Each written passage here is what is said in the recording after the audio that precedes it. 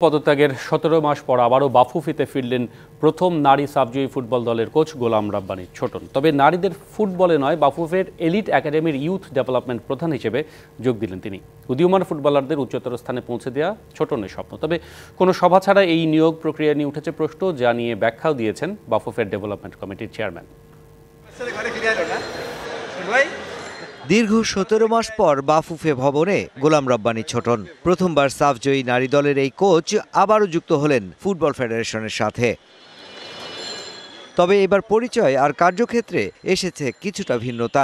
এবার নারী দলে নয়, বরং বাফুফে ইয়ুথ ডেভেলপমেন্ট ও এলিট একাডেমির প্রধান কোচ হয়ে নতুনভাবে আমি এখানে আসছি এবং আমি মনে করি যে আমার পথ চলাটা আবার নতুন করে আমি আগেই যেভাবে কাজ করেছি, আবার সামনে যে আমি দায়িত্বটা পেয়েছি, তো এটা হলো ইয়ুথ ডেভেলপমেন্ট। আপনার এই জায়গায় অনেক কাজ করার আছে। আমি মনে করি এখানে উন্নতি করার অনেক সুযোগ আছে।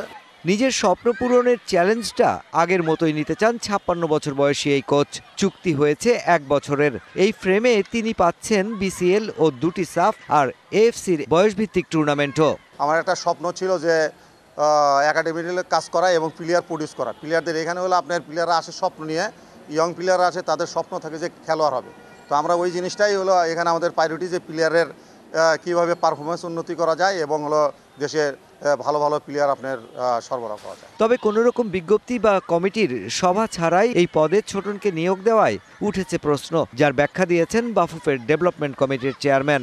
কোচ বা এই ধরনের অ্যাপয়েন্টমেন্ট সাধারণত আলাপ আলোচনা করেই করা হয়। কোনো বিজ্ঞপ্তিতে ইন্টারভিউ করে এই ধরনের করা আগে হয়েছে বলে ঠিক মনে করতে পারবে না।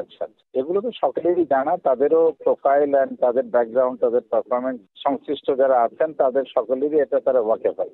ওটা সকলের সাথে আলাপ আলোচনা করেই একটা সম্মতির ভিত্তিতে এটা করা হয়।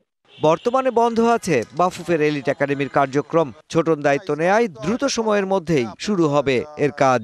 ট্যালেন্ট আইডেন্টিফিকেশন প্রতিনিয়তই চলবে। Mushfiqur Rahman, DBC news, Dhaka.